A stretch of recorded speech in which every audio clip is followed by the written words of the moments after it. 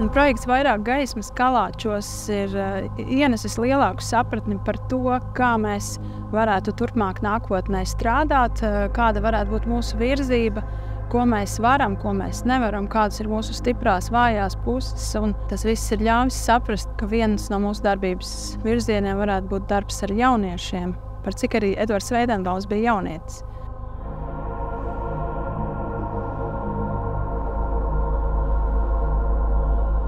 Ko tad muzejs var dot sabiedrībai? Un kā muzejs var runāt par to, kas ir aktuāls šobrīd, kas ir vajadzīgs? Un jau pašā projekta sākumā bija skaidrs, ka tā tēma būs mentālā veselība, jo tas bija aktuāli gan Veidenbaumam, gan tas ir ļoti aktuāli šodienas jauniešiem.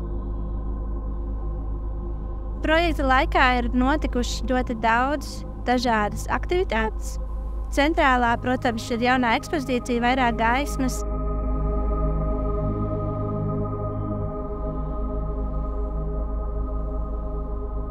Projekta gaitā ir izveidojusies jauniešu grupa, kas turpina šeit darboties un cenāt arī pēc projekta.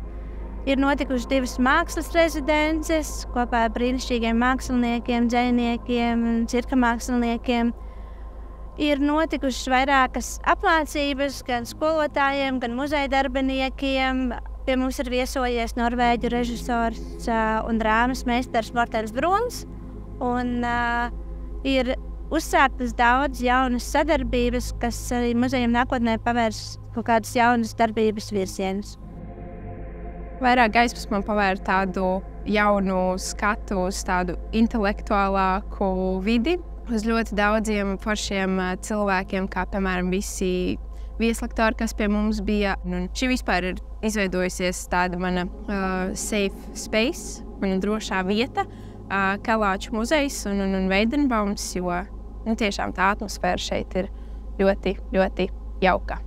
Vienkārši atrasties ir forši, un tas varbūt arī ir viens no tiem pamudinājumiem, ka, ja tev te patīk tajā vietā, tad tu vēlies arī iesaistīties un tad biežāk šeit būt.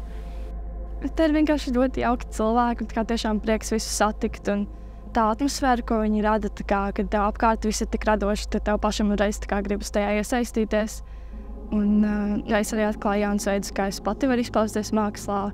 Es atklāju, ka dzejot īstenībā var ik viens. Tu vari izlikt savas domas dzejas formātā uz papīra. Un tas īstenībā reizēm ļoti, ļoti palīdz, ka tev ļoti daudz sakāpj, tev ir visādas emocijas, tad ir ļoti tā veselīgi nedaudz tās izlikt uz papīra, vai tas ir vārdu formā, vai tas ir zīmējuma formā, vai kā.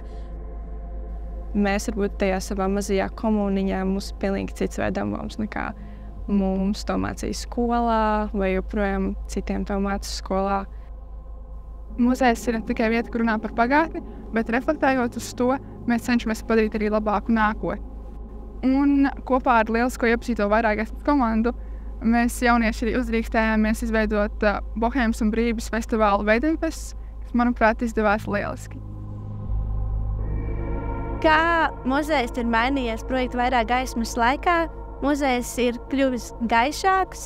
Visās šī Vairāk gaismas izpratnēs man kā muzeja speciālistam, kā muzeja pedagogam, tā bija vienkārši izcila iespēja iepazīties un strādāt kopā ar ļoti labiem speciālistiem, brīnišķīgu komandu. Man kā cilvēkam tā bija iespēja paplašināt savu redzesloku, kaut kā atklāt arī sevi no jauna, esot šajā projektā, caur to Veidenbauma pieredzi, caur viņa stāstu, skatoties uz Veidenbauma pārdzīvojumiem, strādājot kopā ar mūsu brīnišķīgiem jauniešiem, es arī daudz ko atklāju un iemācījos par sevi. Tas ir arī tas, ko es novēlu ikvienam, kas nāk pie mums, atklāt sevi no jauna caur Veidenbaumu, caur Kalāčiem.